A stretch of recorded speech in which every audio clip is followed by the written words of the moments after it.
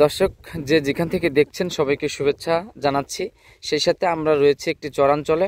আসলে এই চরাঞ্চলে আসলে এই ফসলি জমি হিসেবে এখানে যে বাদাম চাষ হয়, এটা আসলে কি পরিমাণ চাষ হয়, এখানকার বাদাম চাষের উপর আসলে এখানকার মানুষ অনেকটাই নির্ভরশীল এবং এই বাদাম বিক্রি করে কিংবা চাষাবাদ করে কীরকম লাভ হয়, আমরা এখানে একজন বাদাম চাষ করে চাষি, আমরা তার সঙ্গে কথা বলবো। এই যে চরাঞ্চলে যে চাষ করা হয় বাদাম, এটা কাঠা প্রতি কেমন হয় এবং কত টাকা বিক্রি করতে পারেন? মনে করেন কাঠায় মন নামে এক মন, এক কাঠা জমিতে এক মন বাদাম চাষ হয়। হ্যাঁ, এটা কয় টাকা বিক্রি করেন? বিক্রি করা হয় 3000, 3200, 3500। ও, এই ফসলটাই শুধু, আর অন্য কোনো ফসল হবে কি এখানে? কি হয়?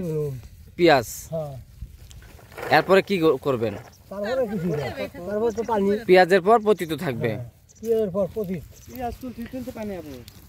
পেঁয়াজ তুলতে তুলতে কি আসবে? পানি আসবে, তারপর আর সম্ভব না। এইটাই শুধু, এই দুটো ফসল দিয়েই কি আপনাদের সকল?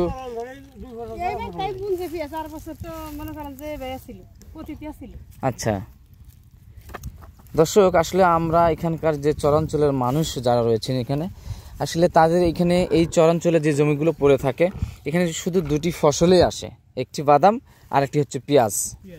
এগুলোর মধ্যে দিয়ে আসলে যে অর্থ উপার্জনগুলো হয়, এগুলো দিয়ে তাদের জীবন জীবিকা চালানো হয়, বিভিন্ন প্রয়োজন মেটানো হয়।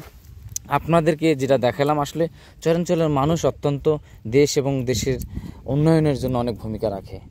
যারা ভিডিওটি দেখলেন সবাইকে শুভেচ্ছা এবং ধন্যবাদ।